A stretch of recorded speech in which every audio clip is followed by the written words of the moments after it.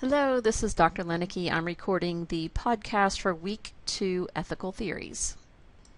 All right, the objectives for this lecture. By the end of the lecture, you'll be able to independently identify characteristics of various ethical theories, fully develop an appreciation for various ethical theories and how to use these theories when they are applied to ethical dilemmas, and to correctly apply various ethical theories to case scenarios to aid in resolving dilemmas.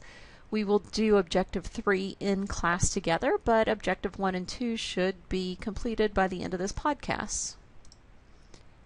Within the APTA Code of Ethics, a lot of what we're going to talk about falls within Principle 4, which is physical therapists shall demonstrate integrity in their relationships with patients and clients, families, colleagues, students, research participants, other healthcare providers, employers, payers, and to the public. So for this, we are jumping all the way to the very last chapter, Chapter 12, and we're going to talk about ethical theories. I skipped forward to allow us to understand that there's different theories, and how we look at each situation may vary depending on the ethical theory that you're going to follow. So why do we have ethical theories? Well, they attempt to articulate sound moral understanding in a systematic way. They help us to understand in a more sensible, and I say logical, spelled out method what we're talking about. They can provide a clear, consistent, and comprehensive accounts of morality that are compatible with an individual's convictions. Now, ethical theories don't always make it easier for a group to come to a conclusion in any situation. Sometimes it can add to the division. Next time we're in class, we're going to work through some ethical situations and come to a conclusion on that situation based on different ethical theories. And you'll see that sometimes the answers are different based on whatever ethical theory we are going to follow. All right, what are the uses of ethical theories? They can help clarify ethical dilemmas by pinpointing and organizing our moral reasoning. So they can give you a framework to work on. Again, number 2 provides ethical framework that can be used to justify general principles in bioethics, such as autonomy, beneficence, and it can justify or critique professional codes of ethics. In healthcare, especially physical therapy, theories can help ground our ethics and make us have deeper and broader moral perspective. So you can often see the situation from many points of view. All right, we're going to talk about 6 major ethical theories: the rights ethics, duty ethics, utilitarianism, virtue, religious ethics, and pragmatism. We touched also last week on caring ethics, or the virtue of caring. But our book focuses on these 6 theories, and these are the ones we're going to stick to this week. Right, the first theory we're going to talk about is rights ethics. So what are rights ethics? It is the regard to human rights that are paramount and foundational. Rights ethics feel that actions are right or wrong. And there's different types of rights. There's human rights, which would be entitlements or claims on other persons, recognizing that others may make a similar claim on us, saying everyone is equal. For human rights, you think these are intuitively obvious to a reasonable person. And realize we talked about to a reasonable person. Often in ethical scenarios, not everybody is reasonable. You also have other rights: civil rights, women's rights, worker rights, gay rights, animal rights, patient rights. So there's a lot of rights that come in to effect when we're talking about rights ethics. And considering rights ethics, the foundation of our nation, we were formed with the right to life, liberty, and the pursuit of happiness. Some may say that the right to pursue your own interests would be a right. Some people would consider that a liberty, though. Rights are unalienable. They cannot be taken away. And when I say they cannot be taken away, when they are, you are violating rights ethics. So within rights ethics, there's human rights and there's legal rights.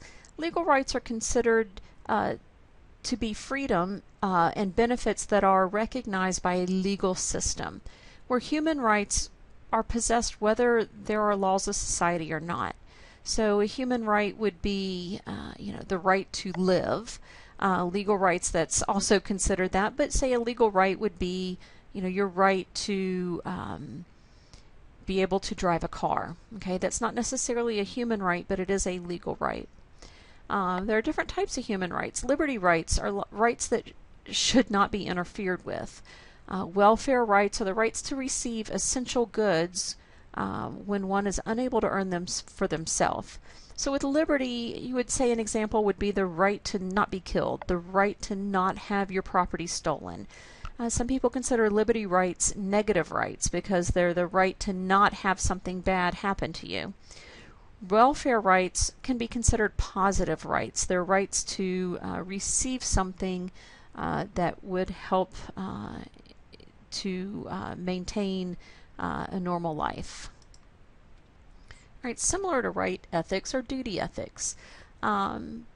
Duty ethics emphasizes the principles behind your action rather than necessarily the action's results.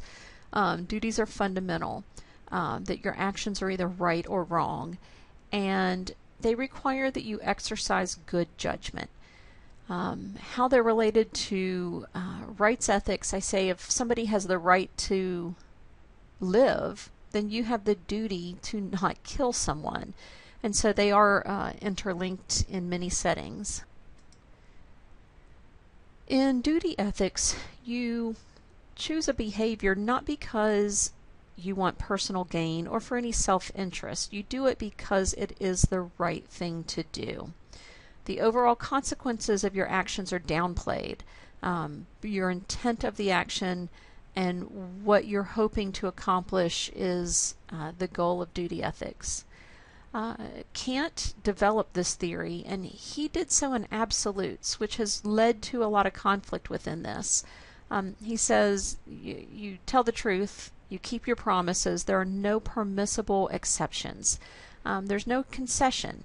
So if you telling the truth comes in conflict with the duty you have to protect an innocent life, in duty ethics you tell the truth because that's what you're supposed to do, even if the truth harms another individual. All right, utilitarianism. Utilitarianism combines a lot of moral principles into one.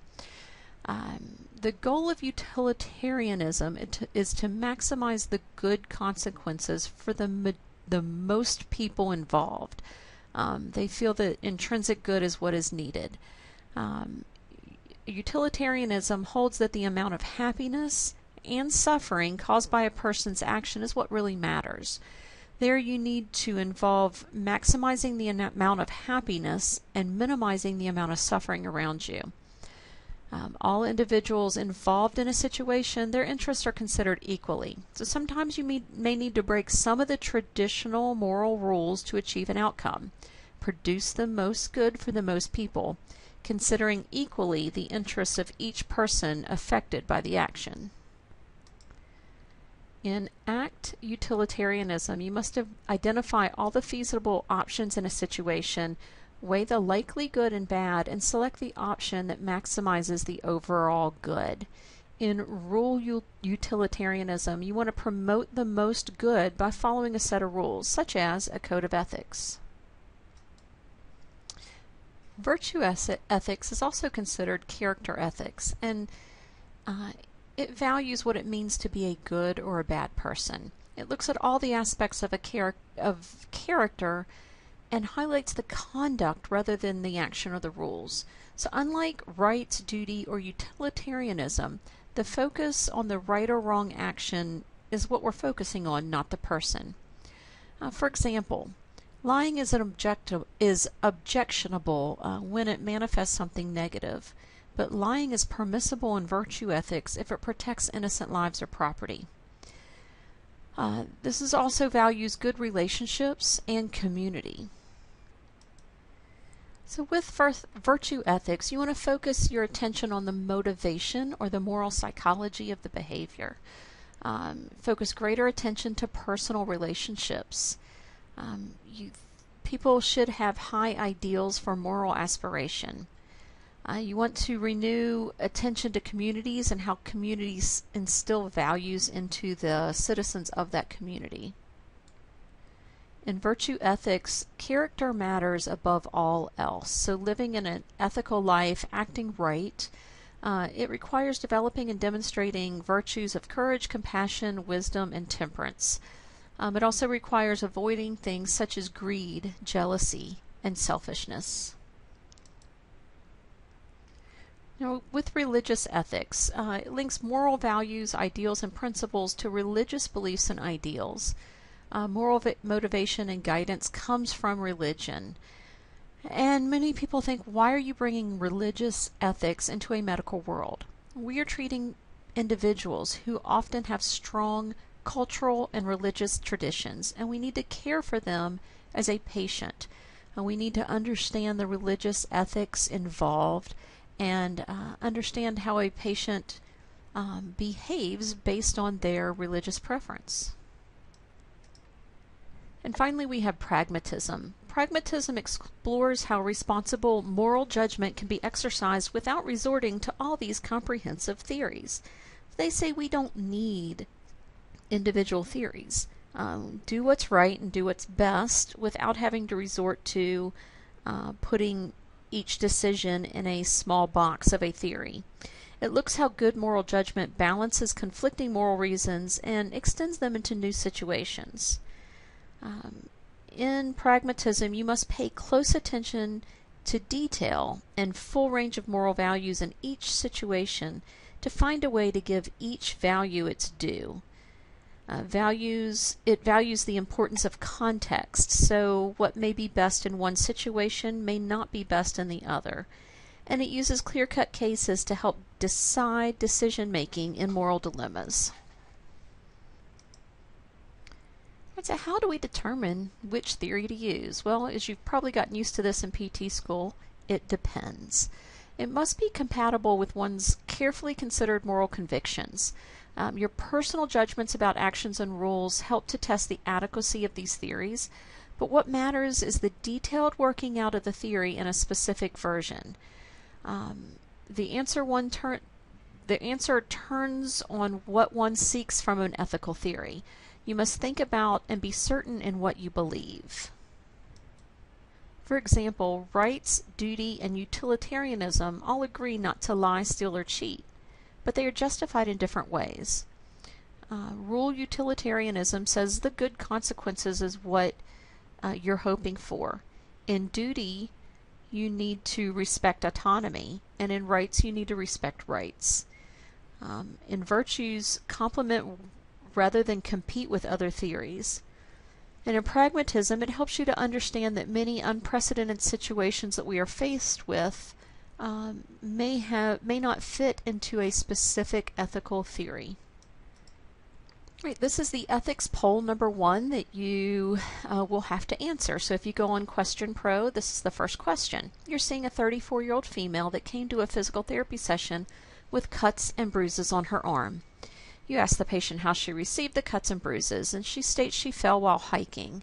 However, these cuts and bruises are not indicative of a hiking accident, and you suspect physical abuse. During the physical therapy session, the patient's husband asks you to attend the session with her. Do you allow the husband to attend? Yes or no? So go ahead and answer this poll, and we're going to talk about it when you come into class next.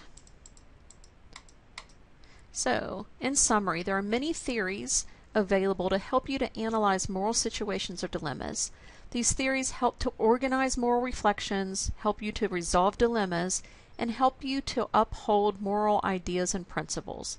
Looking at situations through different theories may be a useful tool in reflection on a situation to aid in determining a course of action.